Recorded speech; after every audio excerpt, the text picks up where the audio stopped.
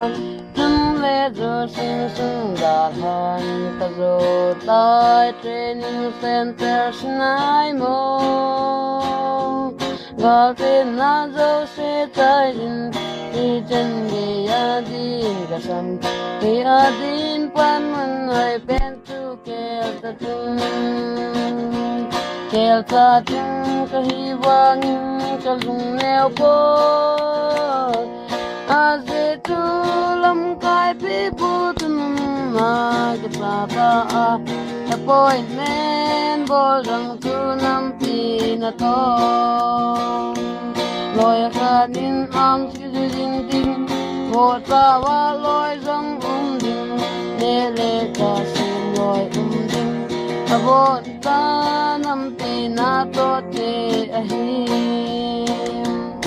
Yaltatin kahiwangin kalung nepo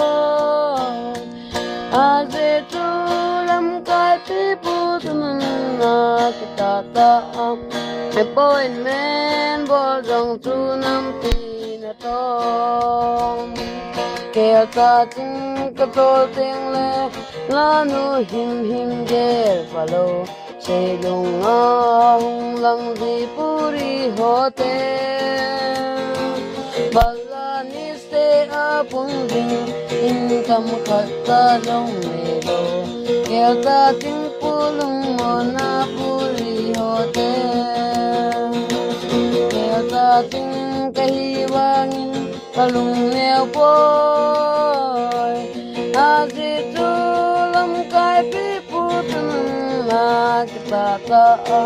appointment bolong tunang pinato